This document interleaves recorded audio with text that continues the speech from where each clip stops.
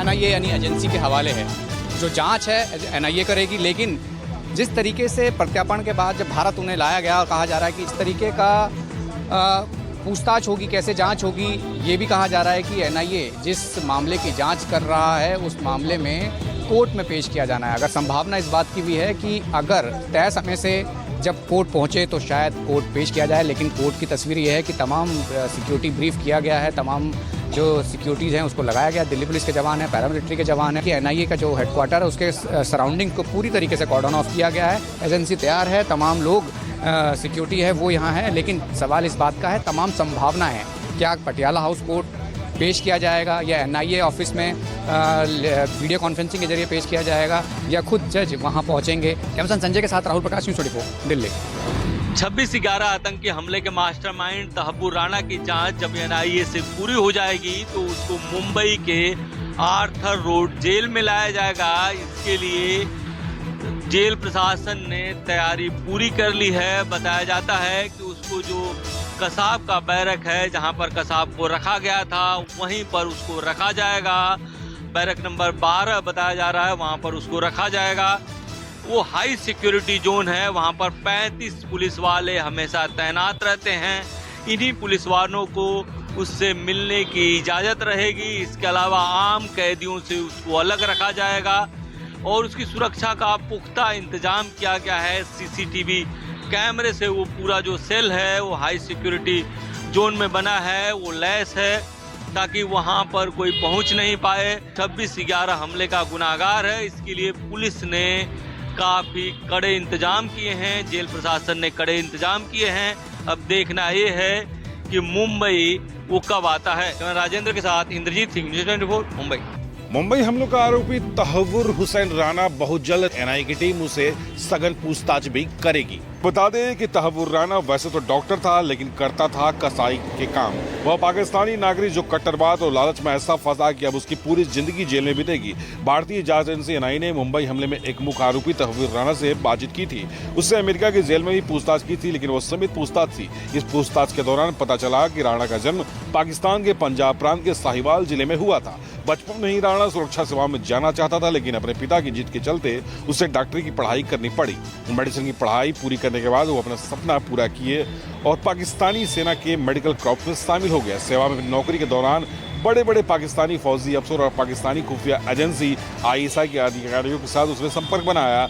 इसी डॉक्टरी की डिग्री के कारण ही वो लोगों की आंखों में हमेशा धूल झोंकता था। कभी कनाडा की सरकार, कभी अमेरिका की सरकार, और कई बार खुद को डॉक्टर बताकर, पेशा बता करके उसने कई लोगों का इलाज भी किया था। लेकिन उसका अब अच्छे से इलाज जो है भारत सरकार करने वाली है।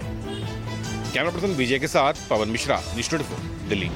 मध्य प्रदेश की राजधानी भोपाल में वक्त बचाओ मुहिम के तहत यहाँ पर भोपाल की सेंट्रल लाइन में बड़ी संख्या में मुसलमान यहाँ पर इकट्ठा हुए हैं। आप देखिए, all India Muslim law personal board की ये अपील थी। उस अपील के बाद भोपाल से कांग्रेस के विधायक आरिफ मसूद, जो कि all India Muslim personal law board के सदस्य हैं, वो यहाँ पर उस अपील के बाद बड़ी संख्या में मुस्लिम यहाँ इकट्ठा हुए हैं। वक्फ बिल का खिलाफ यहाँ पर शांतिपूर्ण तरीके से ये उसका विरोध किया जा रहा है और एक मुहिम के तहत यहाँ पर ये विरोध है। इस मुहिम में ना तो लोगों के हाथ में झंडा है, ना पोस्टर है, ना कोई बैनर है, लेकिन एक शांतिपूर्ण तरीके से यहाँ पर बैठकर बड़ी संख्या में, हजारों की संख्या में भोपाल के मुस्लिम समुदाय के लोग यहाँ पर इकट्ठा हुए हैं। आरिफ मसूद खुद कांग्रेस के विधायक वो मंच पर मौजूद है, साथ में मुस्लिम समुदाय के जो भी धार्मिक गुरु हैं वो भी इस मंच पर मौजूद है।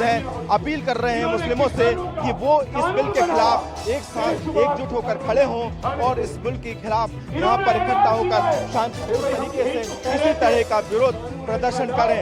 इतना ही नहीं, इस मुहिम के तहत भोपाल से ये मुहिम आज से शुरू हुई है और ये पूरी मुहिम 7 मई तक की जाएगी। इसके बाद ये मुहिम आगे भी बढ़ाई जाएगी। यही बात भोपाल से कांग्रेस के विधायक आरिफ मसूद ने की है। कुल मिलाकर वक्फ के खिलाफ भोपाल में इस तरह का शांतिपूर्ण तरीका का एक विरोध प्रदर्शन यहाँ पर देखने को मिल रहा है। कैमरा पर्सन कमलेश व्यास के साथ विपिन श्रीवास्तव, न्यूज़ 24 भोपाल।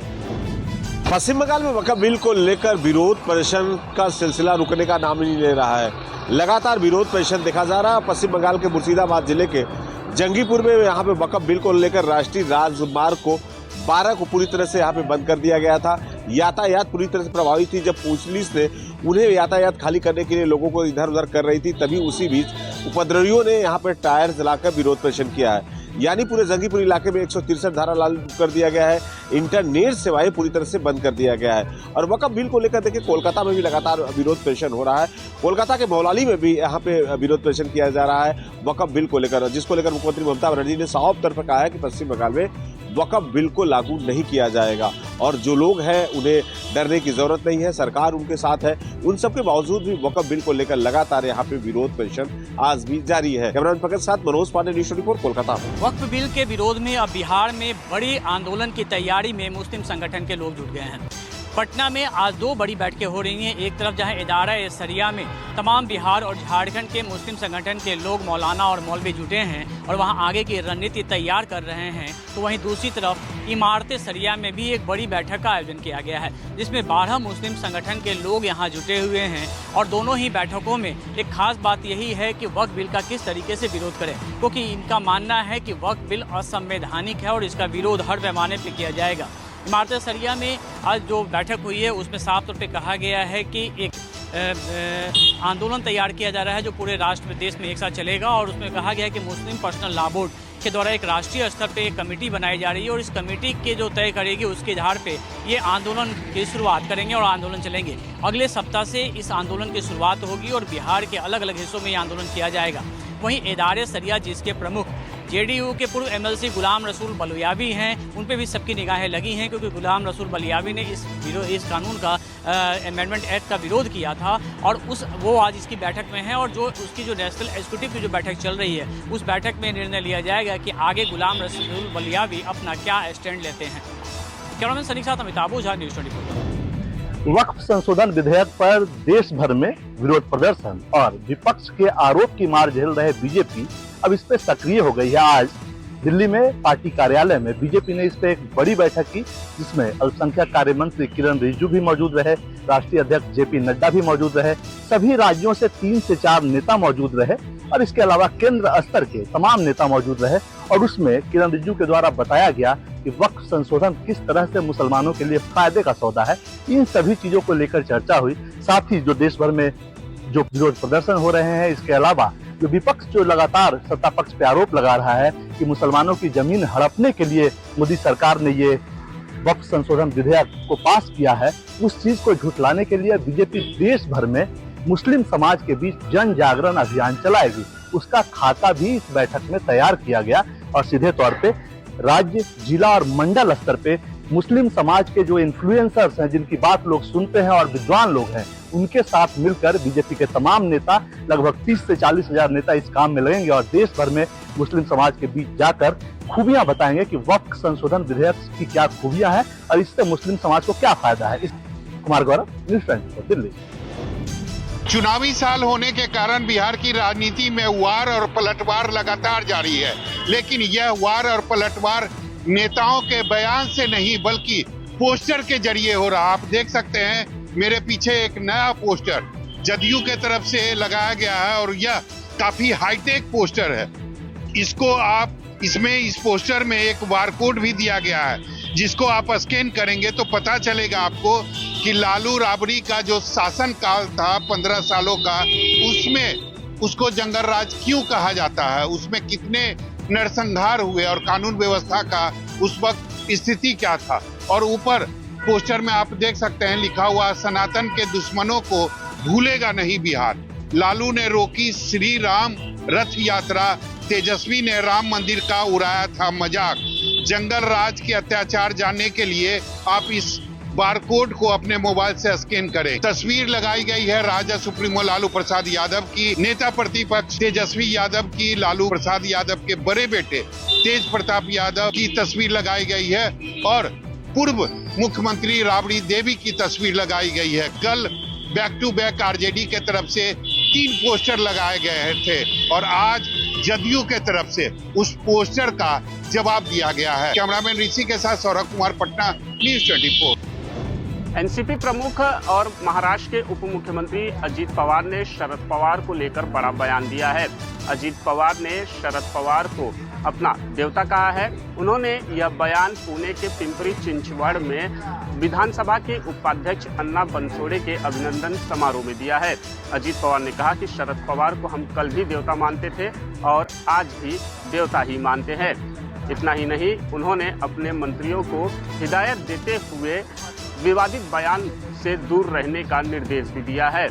अजीत पवार ने कहा कि मंत्रियों की 1 या 2 गलती माफ की जाएगी, तीसरी गलती में बख्शा नहीं जाएगा। उनका इशारा कहीं न कहीं महाराष्ट्र के कृषि मंत्री माणिकराव कोकाटे पर था। माणिकराव कोकाटे ने हाल के दिनों में किसानों की कर्ज माफी और लाडली बहन योजना को लेकर कई विवादित बयान जो हैं वो दिए थे, जिससे राज्य सरकार की मुसीबत बढ़ गई थी। कैमरामैन अंचल सिंह के साथ राहुल पांडे, न्यूज़ 24, मुंबई। दिल्ली सरकार में शामिल कई मंत्रियों को उनका आवास आवंटित कर दिया गया है। हालांकि दिल्ली की मुख्यमंत्री रेखा गुप्ता किस घर में रहेंगी, इसको लेकर अभी भी सस्पेंस बरकरार है। आपको बता दें, 1.5 महीने से ज्यादा का वक्त हो गया है जब दिल्ली के मुख्यमंत्री और तमाम कैबिनेट मिनिस्टर्स ने जो दिल्ली सरकार है उसको लेकर ओथ ली थी, लेकिन उसके बावजूद अभी दिल्ली की मुख्यमंत्री कहाँ रहेंगी, ये सस्पेंस अभी तक बरकरार है। आपको बता दें कि दिल्ली कैबिनेट के जो मंत्री हैं उनको कई मंत्रियों को घर अलॉट कर दिया गया है, जिसमें रविंद्र राज शामिल हैं, कपिल मिश्रा शामिल हैं, वहीं प्रवेश वर्मा जो पहले विंसर प्लेस पे बतौर सांसद जिस घर में रह रहे थे वो उसी घर में रहेंगे। वहीं आशीष सूद को भी आवास आवंटित कर दिया गया है। रविंद्र इंद्रराज की बात की जाए, कपिल मिश्रा और आशीष सूद की बात की जाए तो ये सोमनाथ मार्ग पर रहेंगे। अब देखना ये होगा कि दिल्ली की मुख्यमंत्री जो है रेखा गुप्ता, उन्हें कहाँ कुछ घर मिलता है। हालांकि आपको बता दें कि दिल्ली सरकार के जो कैबिनेट मंत्री हैं या दिल्ली की जो मुख्यमंत्री हैं उनको लेकर कोई आधिकारिक आवास नहीं होता है। उनकी इच्छा और विधानसभा से दूरी के हिसाब से ही उनको घर जो है वो अलॉट किए जाते हैं। कैमरामैन कुलदीप के साथ दिव्या अग्रवाल, दिल्ली, न्यूज़ 24। उत्तर प्रदेश की योगी सरकार ने यूपी के राज्य कर्मचारियों को बड़ी सौगात दी है। राज्य कर्मचारियों का महंगाई भत्ता 2% तक बढ़ा दिया गया है। प्रदेश सरकार ने राज्य कर्मचारियों के महंगाई भत्ते में 2% की बढ़ोतरी कर दी है। वर्तमान में 53% की दर से दिए जा रहे महंगाई भत्ते को 55% करने का शासनादेश जारी हो गया है। 1 जनवरी 2025 से प्रभावी इस निर्णय से लगभग 16 लाख कर्मचारी लाभान्वित होंगे। कर्मचारियों को बधाई देते हुए मुख्यमंत्री योगी आदित्यनाथ ने कहा कि राज्य कर्मचारियों के हितों का संरक्षण सरकार की शीर्ष प्राथमिकता में है। राज्य सरकार के खजाने पर सिर्फ एरियर के भुगतान पर ही मई में 193 करोड़ रुपए का अतिरिक्त भार पड़ेगा। योगी सरकार के इस फैसले का राज्य कर्मचारियों ने स्वागत करते हुए मुख्यमंत्री योगी आदित्यनाथ को धन्यवाद ज्ञापित किया है। कैमरा पर्सन मिंटू सिंह के साथ मानस श्रीवास्तव, लखनऊ, न्यूज़ 24। राजस्थान में घूसखोर सरकारी अधिकारी पर एसीबी की कार्रवाई जारी है। दरअसल पीडब्ल्यूडी डिपार्टमेंट में एक सेन के पद पर यह काम करता था। हरिप्रसाद मीना इसका नाम था, जिसने आय से 200% अधिक संपत्ति जमा कर ली थी। ऑपरेशन ऑडी के नाम से एसीबी की यह पूरा सर्च की कार्रवाई शुरू हुई थी और इस ऑपरेशन के दौरान एसीबी को न केवल इस घूसखोर अधिकारी के यहाँ से 2 लग्जरी ऑडी कार मिली, बल्कि स्कॉर्पियो के साथ साथ रॉयल एनफील्ड गाड़ियाँ भी मिली, जो कि काफ़ी महंगी है। इसके अलावा इसके घर, ठिकाने, दफ्तर से भी काफ़ी सारी संपत्तियों का होने का पता लगा है, जो कि उसकी आय से कई ज़्यादा के मूल्य वाली है। इसने बैंकों से काफ़ी लोन भी लिया था, लेकिन वक्त से पहले ही उसे चुका दिया था और उसी के आधार पर एसीबी को इसके खिलाफ जो शिकायतें मिल रही थी, उसी शिकायत के आधार पर एसीबी ने जयपुर के इसी लग्जरी फ्लैट में आकर अब छापेमारी की कार्रवाई को अंजाम देना शुरू कर दिया और तमाम कागजों को खंगाला जा रहा था कि पता लग सके कि भ्रष्टाचार का यह पूरा खेल कितने सालों से चल रहा था, कितनी और संपत्ति उसने अलग अलग जगह और ठिकानों पर दर्ज कर ली थी और अपने परिवार या दूसरे बेनामी नामों से कितने रुपए या प्रॉपर्टी उसने बना ली थी। कैमरामैन विक्रम सिंह भाटी के साथ श्रीवत्सन, जयपुर, न्यूज़ 24। जम्मू कश्मीर के उधमपुर जिले के जोफरी इलाके में और किश्तवाड़ जिले के शात्रु इलाके में लगातार आतंकियों के खात्मे के लिए सुरक्षा बलों का बड़ा ऑपरेशन चल रहा है। दोनों ही जगहों पर ऐसे इनपुट सूत्रों से मिले हैं कि आतंकियों की संख्या 6 से 7 हो सकती है जो इन इलाकों में मौजूद हैं। हम इस समय मौजूद हैं उधमपुर के जोफरी इलाके में। ये घने जंगल का इलाका है और तस्वीरों में आप देखिए कि यहाँ पर बेहद ज्यादा संख्या में जवानों को डिप्लॉय किया गया है। इन जवानों का यही मकसद है कि जितनी जल्दी हो सके तमाम आतंकियों का खात्मा किया जाए। यहाँ पर सुरक्षा बलों के सामने जो चुनौतियां हैं वो बेहद ज्यादा हैं। सबसे बड़ी चुनौती पैदा कर रहा है घना जंगल, क्योंकि घने जंगलों के बीचों बीच जब जवान चले जाते हैं तो वहां से चंद कदम आगे देख पाना भी मुश्किल हो जाता है। दूसरा ऑपरेशन चल रहा है किश्तवाड़ जिले के शातरू इलाके में, वहां पर भी लगातार जो मुठभेड़ है वो चल रही है। आतंकी अपने साथ बेहद ज्यादा मात्रा में हथियार गोला बारूद लेकर आए हैं, क्योंकि कल मुठभेड़ शुरू हुई थी। रात के समय जो मुठभेड़ थी उसे होल्ड किया गया, क्योंकि आपको बता दें कि आतंकियों ने फायरिंग नहीं की, लेकिन सुबह सूरज की पहली किरण के साथ ये मुठभेड़ फिर शुरू हुई है। कैमरामैन ओंकार के साथ पंकज शर्मा, न्यूज़ 24 उधमपुर जोफर। राजधानी में अप्रैल के महीने में चिलचिलाती धूप के बीच आज मौसम हुआ खुशनुमा। तेज हवाओं के साथ हुई जोरदार बारिश। वहीं मौसम विभाग ने करीब 35 जिलों में अलर्ट जारी किया है कि आने वाले 2 दिनों में तेज हवाओं के साथ जोरदार बारिश हो सकती है। वहीं उत्तर प्रदेश की राजधानी लखनऊ में आज मौसम ने करवट ली। काले बादल छाए रहे, तेज बारिश को देखने को मिली। सुबह से ही सूर्य देवता नजर नहीं आए और हल्का अंधेरा छाया रहा। इस बारिश से तपिश और उमस से लोगों को बड़ी राहत दी है। कई दिनों में लखनऊ के जो पारा है उसको बढ़ोतरी देखी जा रही थी। लखनऊ में अधिकतम तापमान 40 डिग्री सेल्सियस तक पहुंच गया था, जिससे शहर वासियों को चिलचिलाती धूप और उमस भरी गर्मी का सामना करना पड़ रहा था। वहीं सुबह से ही बारिश ने मौसम को सुहाना बना दिया है और लोगों ने राहत की सांस ली है। वहीं मौसम विभाग ने आने वाले 2 दिनों में तेज हवाओं के साथ भारी बारिश का अलर्ट जारी किया है। ये अलर्ट करीब 35 जिलों में जारी किया है। कैमरा पर्सन धर्मेंद्र साहू के साथ मनोज पांडे, लखनऊ न्यूज़ 24। कश्मीर घाटी में अप्रैल महीने की शुरुआत जहां अच्छी खासी धूप और गर्मी के साथ हुई थी, तो वही पहला हफ्ता अप्रैल का निकलते निकलते पूरी कश्मीर घाटी में मौसम ऐसा बदला कि यहां बारिशों और बर्फबारी का सिलसिला शुरू हुआ। जहां अप्रैल के शुरुआती दिनों में तापमान 28 डिग्री से भी ऊपर पहुंच गया और सामान्य से 9 डिग्री तापमान ऊपर चल रहा था। लोग गर्मी महसूस कर रहे थे। तो वही अब मौसम की इस पलटी के बाद ठंड का माहौल एक बार फिर से घाटी के अंदर हो गया है। वही जो दूर दराज और ऊपर पहाड़ी इलाके हैं, वहां पे कई जगहों पर ताजा बर्फबारी देखी जा रही है, जिसके चलते मौसम में नमी और ठंडी पूरी कश्मीर घाटी के अंदर देखी जा रही है। मौसम विभाग का कहना है कि आने वाले 2 दिनों तक 11 अप्रैल तक इसी प्रकार से बारिशों और ऊपरी पहाड़ी इलाकों में हल्की बर्फबारी का मौसम रहेगा और उसके बाद एक बार फिर से मौसम ठीक होने के आसार नजर आ रहे हैं। कैमरामैन रशीद के साथ आसिफ साहब, श्रीनगर, न्यूज़ 24। अमेरिका के राष्ट्रपति डोनाल्ड ट्रंप सीमा पर तनाव कम करने को लेकर आज भारत पाकिस्तान नियंत्रण रेखा पुंछ के चकांदाबाग में दोनों देशों के बीच यानी भारत और पाकिस्तानी सेना के अधिकारियों के बीच सीमा पर फ्लैग मीटिंग हुई है। इसमें भारत ने 2 टूक शब्दों में पाकिस्तान को कह दिया है कि घुसपैठ बंद करिए, अन्यथा इसके गंभीर परिणाम भुगतने पड़ेंगे। आपको बता दें कि लगातार सीमा पार से पाकिस्तान ये कोशिश कर रहा है कि ज्यादा संख्या में आतंकियों की घुसपैठ करवाई जाए। लगातार आतंकी नदी नालों के जरिए, अंतर्राष्ट्रीय सीमा पर टनल के जरिए और नियंत्रण रेखा पर घुसपैठ करने की कोशिश कर रहे हैं। पाकिस्तान की ओर से LOC पर सीजफायर का उल्लंघन भी किया जा रहा है। भारतीय सेना के बहादुर जवान पाकिस्तानी फायरिंग का मुंहतोड़ जवाब दे रहे हैं। पाकिस्तान बौखलाया हुआ है क्योंकि हमारे जवानों ने इस कदर पाकिस्तानी फायरिंग का मुंहतोड़ जवाब दिया है कि कई पाकिस्तानी सैनिक जो हैं वो मारे गए हैं। अब पाकिस्तान ने बार बार भारत से ये गुहार लगाई कि हमारे साथ फ्लैग मीटिंग करिए। अब भारत और पाकिस्तान के बीच फ्लैग मीटिंग हुई है। कैमरामैन ओंकार के साथ पंकज शर्मा, न्यूज़ 24 पुंछ।